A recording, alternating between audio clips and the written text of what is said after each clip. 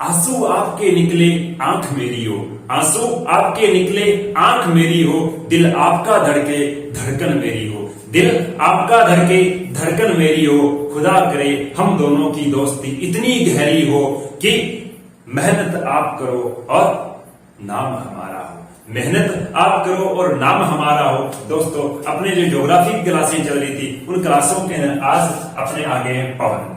कौन आज पढ़ेंगे? पवने, क्योंकि हमने वायुमंडल के बाद वायुदाब की चर्चा की और इसी टॉपिक के लास्ट बातें बची है, वो किसकी बची है? पवनों की। तो सबसे पहले बात यह आती है कि सर पवन क्या है। तो पवन की बातें करते हैं तो मैंने क्या है कुछ आपके लिए पहले ही लिख लिया है, क्योंकि वीडियो लंबा न बने, लिखने में थोड़ा टाइम वेस्ट ज्यादा होता है, इसलिए मैंने कुछ बातें वो पहले ही आपके लिए लिख ली है। तो बात ये आती है कि पवने क्या है। पवने क्या है? तो यहाँ पर मैंने लिख रखा है कि वायुदाब में एक क्षैतिज विषमता हो। क्या लिखा मैंने? वायुदाब में क्षैतिज विषमता हो कि अलग अलग स्थान पर वायुदाब कहीं पर उच्च है तो कहीं पर वायु का दाब क्या है? निम्न है। इस अलग अलग क्षैतिज विषमताओं के कारण वायु है वो क्या होती है? उच्च दाब से निम्न दाब की ओर क्या करती है? गमन करती है। उसे हम क्या करती है? उसे हम क्या करते हैं? पवन करते हैं। कहने का वायु है वो वायु हमेशा क्या करती है? उच्च वायुदाब से निम्न वायुदाब की तरफ बहती है। जो वायु बहती है इस वायु को हम क्या कहते हैं? पवन। क्योंकि वायु को मैंने दो प्रकार बताए थे, पहले एक का बताया था पवन और एक का क्या बताया था? हवा। तो इसका मतलब वायु हमेशा उच्च दाब से निम्न दाब की तरफ जो तीव्र गति से वायु गमन करती है उस वायु को क्या कहते हैं? पवन कहते हैं। इसके अंदर दो बातें हमें इंपॉर्टेंट है, सामान्य बातें। तो बात करते हैं सबसे पहले फेरल का नियम कि फेरल का नियम हमें क्या सिखाता है और क्या कहना चाहता है। दूसरा नियम आता है उसे कहते हैं बाज बेल्ट का नियम। क्या कहते हैं? बाज बेल्ट का नियम। तो फेरल का नियम क्या कहता है? फेरल का नियम कहता है, हमने वायुमंडल के अंदर दो दूसरी परत पढ़ी थी, कुपोषण कुछ वायुदाब। उसके अंदर एक बात पढ़ी थी, एक व्यक्ति का नाम पढ़ा, व्यक्ति का नाम क्या था? कोरियोलिस बल। तो ये फेरल क्या कहता है? कोरियोलिस बल के कारण, फेरल क्या कहता है कि कोरियोलिस बल के कारण पवने अपने मार्ग से क्या करती है? या तो विचलित हो जाती मार्ग से या फिर उनकी दिशा में क्या हो जाता है? परिवर्तन हो जाता है। फेरल क्या कहते हैं कि कोरियोलिस बल के कारण पवने अपने मार्ग से या फिर अपनी दिशा से क्या हो जाती? विचलित हो जाती। जिस विचलित हो जाती है, इस विचलित होने वाली प्रक्रिया को क्या कहा जाता है? उसे कहा जाता है भूविक्षेप कहा जाता है। कहने का पवने अपनी दिशा से बह रही थी और जहां पर वायु का दाब क्या आया? उच्च आया, और उच्च आने के कारण पवने क्या होगी? या तो अपना इन्होंने रास्ता ही बदल लिया या फिर इनकी दिशा में क्या होगी? परिवर्तन होगी। पहले दिशा इनकी क्या हो रही थी? पश्चिम से पूर्व की ओर बह रही थी, उसका दिशा इनकी क्या होगी? मान लो उत्तर पूर्व होगी। इसका इस प्रक्रिया को क्या कहा जाता है? भू विक्षेप कहा जाता है। ये बात किसने बताई? फेरल ने बताई। और फिर आगे क्या कहता है? फिर कहता है जब ये प्रक्रिया होती है तब अगर आप उत्तरी गोलार्ध में जाकर खड़े होते हो, क्या कहा इसने? जब आप उत्तरी गोलार्ध के अंदर, ये आपका पूरा ग्लोब है, इस ग्लोब के अंदर ये उत्तरी गोलार्ध है, ये दक्षिणी गोलार्ध है। जब आप उत्तरी गोलार्ध के ऊपर जाके खड़े होते हो तो ये पवने जो उत्तरी गोलार्ध में बह रही वो पवने आपके किधर से निकलना शुरू हो जाएगी? आपके दाहिनी ओर से। जैसे इस तरफ से बह रही थी फिर पवने आपके दाहिनी ओर से निकलना क्या हो जाएगी? प्रारंभ हो जाएगी। लेकिन जैसे ही आप क्या है दक्षिणी गोलार्ध में आके जाके खड़े हो गए तो वही पवने आपकी क्या है? बाईं ओर से निकलना शुरू हो जाएगी। पहला तो क्या होता है? उत्तरी गोलार्ध में ये पवने किस ओर से निकलना शुरू हो जाएगी? दाहिनी ओर। और दक्षिणी गोलार्ध की बात करें तो ये पवने किसकी तरफ से निकलना शुरू हो जाएगी? दाहिनी ओर। आगे दूसरा नियम दिया है, उस व्यक्ति का नाम क्या है? बाज बेल्ट। बाज बेल्ट क्या कहता है? बाज बेल्ट कहता है कि पवन जिस दिशा की ओर बह रही है, बाज बेल्ट क्या कर रहा है? पवन जिस दिशा की ओर बह रही है उस ओर मुंह करके खड़े होने पर, क्या कहा? पवन जिस दिशा की ओर बह रही है उस ओर मुंह करके खड़ा होने पर उत्तरी गोलार्ध में जो पवने हैं वो पवने आपके किस ओर से निकले? मतलब किस ओर से निकल, किस ओर से रही थी? हमने ऊपरी पढ़ा कि उत्तरी गोलार्ध में दाहिनी ओर से, दाहिनी ओर से निकलेंगे तो जिस ओर से पवने निकलेंगे उसके उल्टी साइड बाईं ओर है, उस तरफ वायु का दाब क्या होगा? निम्न होगा। क्या होगा? उत्तरी गोलार्ध में पवने निकलेगी किस ओर? पवने निकलेगी दाहिनी ओर। लेकिन बाईं ओर है उस ओर वायु का दाब क्या रहेगा? निम्न रहेगा। पवन ने अपनी दिशा निकलने की बताई फेरल ने, लेकिन वायु का दाब उच्च या फिर निम्न किसने बताया? बाज ने बताया। लेकिन दक्षिण की ओर देखोगे, दक्षिण की ओर पवने आपके निकल किधर से रही है? बाईं ओर। लेकिन आपके वायु का दाब है वो वायु का दाब किस दिशा की ओर हो रहा है? दाईं ओर हो रहा है। ये बात बताने वाला व्यक्ति कौन था? बाज बेल्ट। इसका अंदर वायु का उच्च और निम्न दाब बताया, वो किसने बताया? बाज बेल्ट ने बताया। वायु की दिशा आपकी किस ओर से निकलेगी? पवने किस ओर से निकलेगी? ये बात बताई फेरल ने। इसको फेरल का नियम कहते हैं। इसे क्या कहते हैं? बाज बेल्ट का नियम। आगे चलते हैं, हम बात करेंगे इसका, आप स्क्रीनशॉट ले लो, आगे बढ़ते हैं, हम बातें करेंगे पवनों के प्रकार की। देखो कि पवनें मुख्यतः कितने प्रकार की होती है।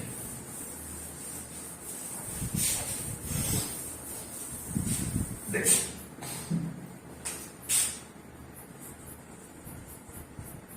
पवन के प्रकार, कि पवनें कितने प्रकार की होती है। पवनें, एक बात तो आप नोट लगा के लो, पवन हमेशा उच्च वायु दाब से किस वायु दाब की तरफ, निम्न वायु दाब की तरफ क्या करती है, गमन करती है। पवनें हमेशा उच्च वायु दाब से निम्न, जहां पर वायु का दाब उच्च होगा उस उच्च दाब से वायु किधर की ओर चलेगी, निम्न की ओर गमन करेगी।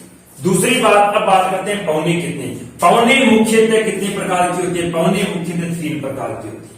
पहली, जिसे हम क्या कहते हैं, पहली पवन जिसे हम कहते हैं प्रचलित, क्या कहते हैं, प्रचलित, या फिर इसे कहते हैं भूमंडलीय।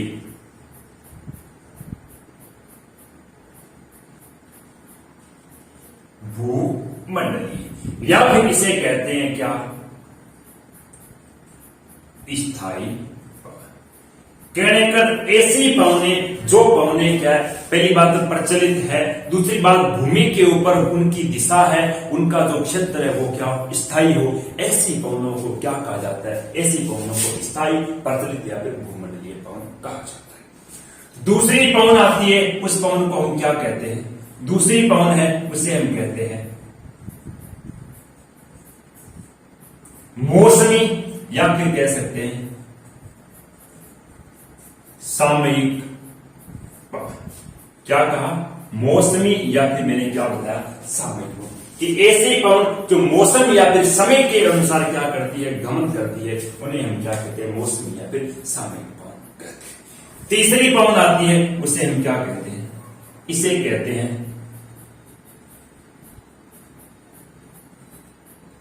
स्थानीय पवन। स्थानीय अर्थ हो गया अलग अलग स्थानों पर छोटे समय के अनुसार चलने वाले पवन को क्या कहते हैं, स्थानीय पवन कहते हैं। पहली पवन आती है, उसे हम क्या कहते हैं, प्रचलित या भूमंडलीय पवन। इस प्रचलित और भूमंडलीय पवन कितने प्रकार की है, ये पवनें हैं मुख्यतः 3 प्रकार की। कितने प्रकार की, 3 प्रकार की। पहली पवन कहलाती है, उसे हम कहते हैं क्या, व्यापारिक पवन। क्या कहते हैं, व्यापारिक पवन। दूसरी पवन आती है, उसे हम क्या कहते हैं, उसे कहते हैं पछुआ पवन। क्या कहते हैं, पछुआ पवन। तीसरी जो पवन आती है, उसे कहते हैं हम ध्रुवीय। पहली पवन को क्या कहते हैं, व्यापारिक पवन, दूसरी पछुआ, तीसरी ध्रुवीय। ये तीनों के तीनों किसके भाग है, हम कह सकते हैं प्रचलित, भूमंडलीय या फिर स्थायी पवन के भाग है। बात आती है मौसमी, या फिर हम कह सकते हैं सामयिक पवन। मौसमी और सामयिक पवन भी मुख्यतः कितनी प्रकार की है, 3 प्रकार की। पहली पवन जिसे हम क्या कहते हैं, पहली को कहते हैं मानसूनी। क्या कहते हैं, मानसूनी पवन। दूसरी जो पवन आती है, उसे हम कहते हैं क्या, स्थल व जल, या फिर कह सकते हैं समुद्र। क्या, समुद्र। दूसरी कौन कौन सी आते हैं, स्थल व जल, या फिर क्या कह सकते हैं, समुद्र। समुद्र। तीसरी पवन आती है, उसे कहते हैं क्या, पर्वत व घाटी। कहने का ये पवनें भी कितने प्रकार की है, उपभागों बांटे तो 3 प्रकार की। मौसमी या फिर सामयिक पवन 3 प्रकार की होती है। पहले को मानसूनी पवन कहते हैं, दूसरे को स्थल जल समुद्र या फिर समुद्र समीर कहते हैं, तीसरी आती है पर्वत व घाटी समीर। बात करते हैं स्थानीय पवन। स्थानीय पवनों के कोई निश्चित प्रकार नहीं है, ये अलग अलग स्थानों पर अलग अलग नाम से पुकारी जाती है। जैसे मैं राजस्थान के अंदर बात करूं तो राजस्थान के अंदर एक पवन चलती है जिसका नाम है क्या, स्थानीय। राजस्थान के स्थानीय पवन चलती है जिसे हम कहते हैं क्या, लू, जो मात्र 2 महीने के समथिंग चलती है। और भी कई पवने राजस्थान के अलावा बात करें, जिंदू, फोन, ये सारी क्या है गुरु जी? ये सारी क्या है? स्थानिक पवन है। तो स्थानिक पवनों की कोई निश्चित प्रकार नहीं है, ये तो क्या अलग अलग स्थानों पर अलग अलग नाम से जाने जाते हैं। ये थी आपकी क्या होती जो पवनों के मुख्यतः प्रकार। पहली आ गई आपकी कौन सी? प्रचलित पवन या फिर भूमंडलीय पवन, दूसरी आ गई समौसमी या फिर सामयिक पवन, तीसरी कौन सी आ गई? स्थानिक पवन। अब बात करते हैं सबसे पहले वो आती है प्रचलित पवन। कौन सी? प्रचलित पवन या फिर इसे स्थायी पवन भी कह सकते हैं। प्रचलित पवन कितने प्रकार की थी? प्रचलित पवन थे 3 प्रकार की। पहले जिसे हमने क्या कहा? व्यापारिक पवन। दूसरी कौन सी बताई हमने? पछुआ पवन। और तीसरी पवन कौन सी बताई हमने? ध्रुवीय पवन। पहली कौन सी बताई? व्यापारिक पवन। दूसरी कौन सी बताई? पछुआ पवन। और तीसरी कौन सी बताई? ध्रुवीय पवन।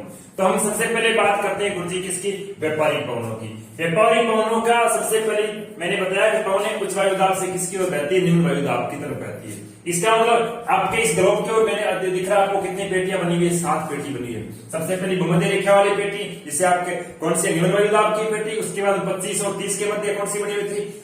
उपोषण उच्च वायुदाब पेटी। इसके बाद यहाँ पर उच्च है, यहाँ पर भी उच्च है, यहाँ पर क्या है? निम्न है। तो पहली जो व्यापारिक पवने, ये पवने किस दिशा से किस दिशा की ओर गमन करेगी? किन अक्षांशों के मध्य बहेगी? सबसे पहली बात आती है इन पवनों का विस्तार। क्या बात आती है? इन पवनों का विस्तार किस अक्षांशों से किस अक्षांशों के मध्य। तो ये पवने दोनों गोलार्धों में कितने? 25 अक्षांशों से लेकर कितने? 5 अक्षांशों के मध्य बहती। क्योंकि यहाँ पर 5 तक क्या है? भूमध्य रेखीय निम्न वायुदाब पेटी का निर्माण था। दोनों तरफ 5 भी इधर और 5 भी इधर। इसका मतलब 25 से लेकर 5 अक्षांशों के मध्य, यानी कि 20 दक्षिणी गोलार्ध में और 20 उत्तरी गोलार्ध, 40 अक्षांशों में जो पवनी चलती है वो पवनी कौन सी? व्यापारिक पवनी। कहां से? यहां से। यहाँ पर वायु का दाब उच्च वायुदाब से पवनी किस वायुदाब की तरफ बहेगी? निम्न वायुदाब की तरफ। तो यहां से पवनी क्या करेगी? इस प्रकार से दक्षिणी गोलार्ध में पवनी क्या करेगी? गमन करेगी। यही पवनी क्या करती है? भूमध्य रेखा के पास आकर सर्वाधिक क्या करती है? वर्षा करती। इन्हीं पवनों के द्वारा भी क्या भारत के अंदर क्या है? मानसून का आगमन होता है। तो पहली बात तो यह आई कि दक्षिणी गोलार्ध में क्या कहा मैंने? दक्षिणी गोलार्ध में जो विद्यार्थी सेकंड ग्रेड या फिर किसके हैं? रीट के विद्यार्थी हैं, वो विद्यार्थी पवनों पे ज्यादातर ध्यान दें, क्योंकि उन विद्यार्थियों के इससे कई बार सेकंड ग्रेड हर बार पूछा जाता है। फर्स्ट ग्रेड फर्स्ट पेपर में हर बार पूछा गया क्वेश्चन पवनों से। पिछली बार में सेकंड ग्रेड में अपने कहां से हम कह सकते हैं पवने से क्वेश्चन पूछा गया था, 2-3 बार पूछा गया था। और रीट वाले विद्यार्थी इस पर ज्यादा ध्यान दें। तो दक्षिणी गोलार्ध में जो पवने बहती है उन पवनों की दिशा क्या है? दक्षिणी गोलार्ध में बहने वाली पवनों की दिशा है, ये होगी आपकी उत्तर दिशा, ये होगी दक्षिण दिशा, ये होगी पश्चिम दिशा, ये कौन सी होगी? पूर्व दिशा। इसके अंदर देखोगे आप तो दक्षिणी गोलार्ध में पवने किस दिशा से किस दिशा की ओर बह रही? इस दिशा से इस दिशा की ओर बह रही। कहने का दक्षिण पूर्व से उत्तर पश्चिम की ओर दक्षिणी गोलार्ध में बहने वाली पवनों की क्या है? दिशा है। उत्तरी गोलार्ध में बात करें तो यही पवने क्या है? उच्च वायुदाब से किस वायुदाब की तरफ? निम्न वायुदाब की तरफ क्या करती है?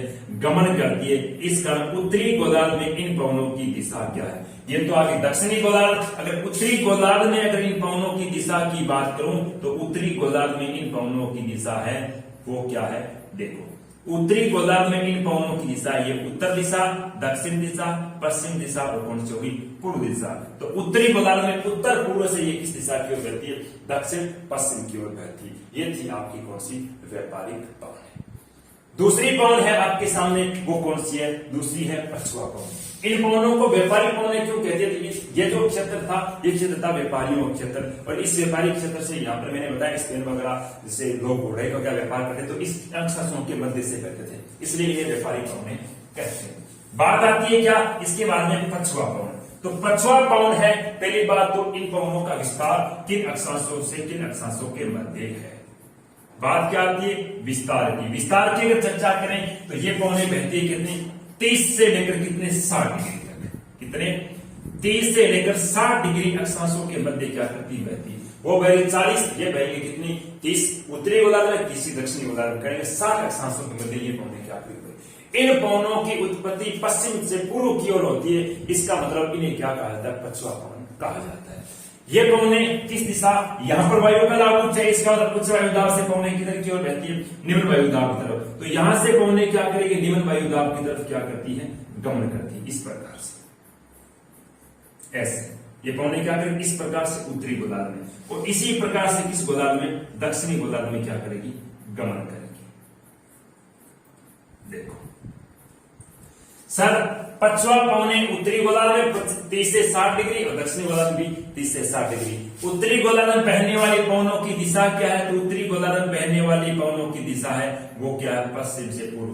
कहने का ये बहेगी दक्षिण पश्चिम से उत्तर पूर्व की ओर। लेकिन दक्षिणी गोलार्ध में जो पवन, ये तो उत्तरी गोलार्ध की बात आ गई, लेकिन दक्षिणी गोलार्ध की जो पवनें हैं उन पवनों की दिशा क्या है, तो हम कहते हैं इन पवनों की दिशा है पश्चिम, उत्तर पश्चिम से किधर की ओर, दक्षिण पूर्व की ओर।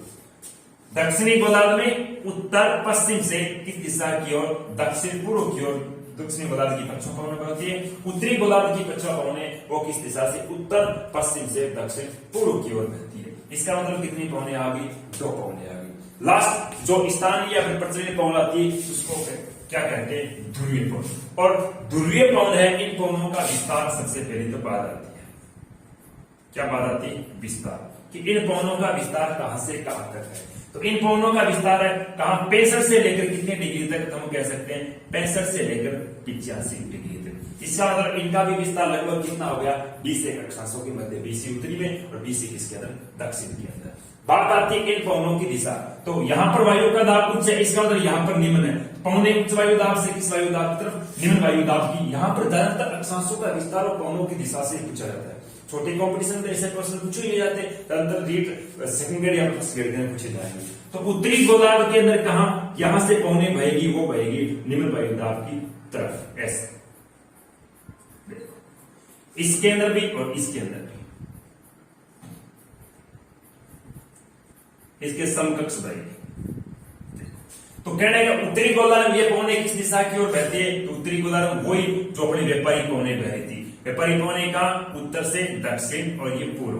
तो उत्तरी गोलार्ध में पवनें व्यापारी देखो किस दिशा से किस दिशा में बह रही है, हम कह सकते हैं उत्तर पूर्व से दक्षिण पश्चिम की ओर। दक्षिणी गोलार्ध में देखें तो वो भी बात दक्षिणी गोलार्ध में आती है, उत्तर दक्षिण पश्चिम और पूर्व। इसके अंदर देखोगे तो कौन दिशा मिलेगी आपको, दक्षिण पूर्व से कौन सी मिलेगी आपको, उत्तर पश्चिम की ओर। ये थी इन पवनों की स्थानीय या प्रचलित या फिर भूमंडलीय, सॉरी स्थायी या प्रचलित भूमंडलीय पवनों की तीनों चर्चा होगी, व्यापारिक होगी, पछवा होगी और ध्रुवीय होगी। अगली बात करते हैं किसकी,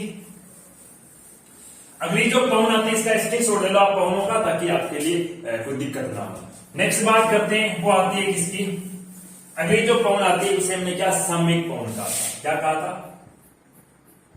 सामयिक पवन।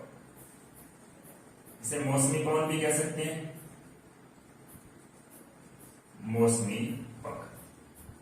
3 प्रकार की बताई, एक मैंने क्या कहा था, मानसूनी पवन, मानसूनी पवन। दूसरी मैंने क्या बताई, स्थल व जल या फिर समुद्र समीर, एक ही बात। तीसरी बताई मैंने कौन सी, पर्वत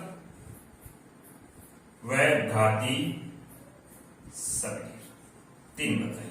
पहले बात किसकी करते हैं, मानसूनी पवनों की। मानसूनी पवनों की वैसे चर्चा पूरी हम क्या करेंगे, जब भारत का या राजस्थान का मानसून पढ़ेंगे तब उसकी डिटेल से चर्चा बताऊंगा। लेकिन केवल एक बात थोड़ी सी बता देता हूं, इस मानसून के ऊपर चर्चा करेंगे। एक भूगोलवेत्ता नाम है अल मसूदी, किसके ऊपर, अल मसूदी।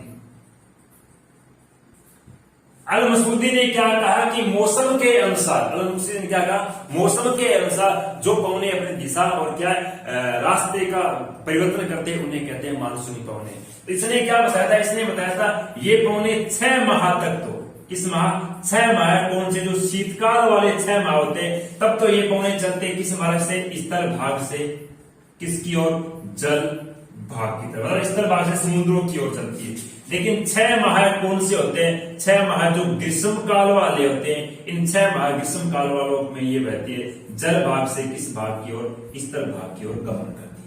इसका मतलब अल मसूदी के अनुसार हम इस पवनों की चर्चा करेंगे, वो आगे की ओर बढ़ेंगे।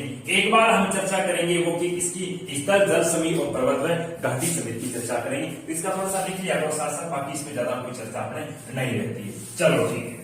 बात करते हैं इसके बाद में कौन सी, स्थल व जल समीर।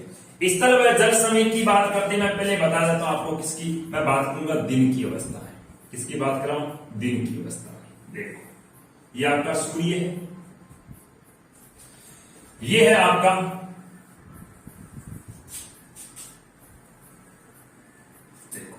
यह है आपका स्थल भाग। कौन सा भाग है, स्थल भाग। यह है आपका कौन सा, जल भाग। कौन सा भाग है, जल भाग। यह हो गया आपका जल भाग। अब देखो सूर्य को दिन के समय में आपको पता है कि स्थल भाग है, उस स्थल भाग पर टेम्परेचर कहने का तापमान है, वो तापमान क्या रहता है, हाई, कहने का उच्च रहता है। दिन के समय स्थल भाग पर टेम्परेचर कैसा रहता है, हाई, लेकिन जल भाग पर टेम्परेचर दिन के समय कैसा रहता है, लो। आप कभी देखना दिन के समय कुंड के अंदर या फिर कहीं जोड़ तालाब में पानी पड़ता है, वो पानी आपको कैसा मिलता है, ठंडा मिलता है। क्यों, उसके जल भाग के अंदर दिन में क्या रहता है, टेम्परेचर कम रहता है। और स्थल भाग ऊपर से भूमि क्या होता है, गर्म हो जाती है। जून के महीने हम क्या कर सकते हैं, बगैर किसी चप्पल जूतों के हम सीधे नहीं चल सकते, क्योंकि मेरे पैर क्या नीचे जलने लग जाते हैं। इसका मतलब स्थल भाग पर टेम्परेचर दिन के समय हाई रहता है और जल भाग पर टेम्परेचर क्या रहता है, लो रहता है। इस वजह से टेम्परेचर हाई रहेगा, इसका मतलब एक ही है कि वायु का दाब क्या रहेगा, यहां पर लो रहेगा। वायु का दाब क्या है, प्रेशर मतलब क्या रहेगा, लो रहेगा, मतलब निम्न रहेगा। लेकिन यहां पर जो प्रेशर है वो कैसा रहेगा, हाई रहेगा। कैसा रहेगा, हाई रहेगा। तो आपको पता है उच्च वायुदाब से पौने किस वायुदाब की तरफ बहती है, निम्न वायुदाब की तरफ बहती है। इसका मतलब दिन के समय में पौने क्या करती है, जल भाग से किस भाग की तरफ बहती है, स्थल भाग की तरफ बहती है। जिसे हम क्या कहते हैं, जिसे हम कहते हैं जल समीर। क्या कहते हैं, जल समीर, या फिर कह सकते हैं समुद्र समीर। दिन के समय में कौन सी समीर बहती है, हम कहते हैं जल समीर। क्यों, क्योंकि दिन के समय जल भाग में प्रेशर क्या रहता है, हाई, और टेम्परेचर क्या रहता है, लो। लेकिन बात करूं मैं कब की, रात के समय की बात करूं, तो रात के समय में ध्यान रखना जल, इसी वजह से देखो ये पौने क्या करती है, इस स्थल भाग में पहुंचती, इसी कारण सूर्य अस्त होती है तुरंत, और तुरंत अपने स्थल भाग की ऊपरी जो भाग होता है, स्थल भाग होता है, वो तुरंत क्या हो जाता है, ठंडा हो जाता है। लेकिन रात के समय की अगर बात की जाए, तो रात के समय में जो स्थल भाग है, इस स्थल भाग का टेम्परेचर क्या हो जाता है, बढ़ जाता है। सो स्थल भाग का टेम्परेचर है, उस वजह से क्या कर जाता है, घट जाता है, कहने का लो हो जाता है। लेकिन जल भाग का टेम्परेचर है वो क्या कर जाता है, बढ़ जाता है। रात के समय जल भाग का टेम्परेचर कैसा हो जाता है, हाई हो जाता है। लेकिन यहां पर प्रेशर क्या है, सॉरी टेम्परेचर कैसा है, लो है। इसका मतलब प्रेशर क्या होगा, मतलब वायु का दाब कैसा होगा, हाई होगा। वायु का दाब यहां पर हाई होगा, तो यहां पर वायु का मतलब प्रेशर कैसा हो जाएगा, लो हो जाएगा। इसका मतलब रात के समय पुण्य, रात के समय पुठी हवाएं हैं, मतलब वो किसकी ओर शुरू हो जाएगी, तो वो हो जाएगी जल की ओर। इसका मतलब रात के समय में कौन सी समीर चलती है, रात के समय स्थल समीर चलती है। कौन सी समीर चलती है, स्थल समीर। और दिन के समय कौन सी समीर चलती है, हम कहते हैं जल समीर चलती है। ये थी आपकी पर जल और स्थल, या फिर समुद्र, या फिर स्थल समीर। इसका स्क्रीनशॉट को अगली बात करते हैं पर्वत व घाटी समीर। देखो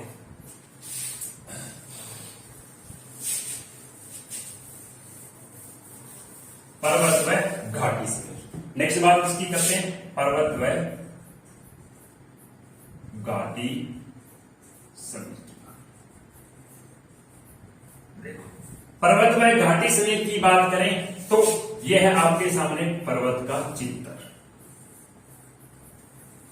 ये कोई पर्वत है, मैं बात वही समय, मैं किसकी बात कर रहा हूं, दिन के समय की। दिन के समय आप देखना क्या, दिन के समय ये तो है घाटी पर, दो पर्वतों के बीच वाला स्थान, इसे कहोगे पर्वत की नोक या फिर चोटी, ठीक है। अब क्या है, दिन के समय में पर्वत के ऊपर, क्या बताया मैंने, दिन के समय पर्वत के ऊपर टेम्परेचर रहता है, वो कैसा रहता है, हाई रहता है। टेम्परेचर कैसा रहता है, हाई। लेकिन घाटी के अंदर टेम्परेचर है वो कैसा रहता है, दिन के समय लो रहता है। कैसा रहता है, लो। जब टेम्परेचर हाई रहेगा, इसका मतलब प्रेशर कैसा रहेगा, प्रेशर रहेगा लो। जब टेम्परेचर यहां पर लो है, इसका मतलब प्रेशर कैसा रहेगा, हाई प्रेशर रहेगा। इसका मतलब एक है कि दिन के समय घाटी से पौने, अगर घाटी में वायु का दाब निम्न है तो घाटी से पौने किसकी ओर बहती है, पर्वत की ओर बहती है। इसका मतलब एक है कि दिन के समय कौन सी समीर चलती है, दिन के समय घाटी समीर बहती है। लेकिन रात के समय में क्या होता है, ये तो बात कब क्या की दिन की, लेकिन रात के समय में बात करें तो रात के समय जो घाटी होती है उस घाटी के अंदर प्रेशर क्या हो जाता है, सॉरी टेम्परेचर कैसा हो जाता है, टेम्परेचर हो जाता है हाई। टेम्परेचर हाई हो जाता है तो पर्वत पर टेम्परेचर कैसा हो जाता है, पर्वत पर टेम्परेचर हो जाता है लो। लेकिन टेम्परेचर हाई हो गया, इसका मतलब प्रेशर कैसा हो गया, प्रेशर टेम्परेचर यहाँ पर कैसे था, पहले लो था, अब टेम्परेचर कैसा हो गया, हाई हो गया। तो प्रेशर यहाँ पर पहले हाई था, अब प्रेशर कैसा हो गया, लो। लेकिन यहाँ पर टेम्परेचर दिन में कैसा था, हाई, तो रात को प्रेशर टेम्परेचर कैसा हो गया, लो। रात दिन के समय प्रेशर लो था, अब प्रेशर कैसा हो गया, अब प्रेशर हो गया हाई। इसका मतलब रात के समय में पर्वत से पवने किसकी ओर बहेगी, रात के समय पर्वत से पवने किसकी ओर बहेगी, घाटी की ओर बहेगी। इसका मतलब रात के समय कौन सी समीर बहती है, रात के समय घाटी समीर बहती है। यह था आपके पवनों का एक टॉपिक जो मैंने आपके लिए तैयार पूरा कर दिया। आगे हम बातें करेंगे भौतिक भूगोल की, या भौतिक भूगोल कौन सी टॉपिक की बात करेंगे तो अगली क्लास के अंदर देखेंगे। तब तक आप इस क्लास को आनंद लेते रहे। नेक्स्ट करते हैं, धन्यवाद।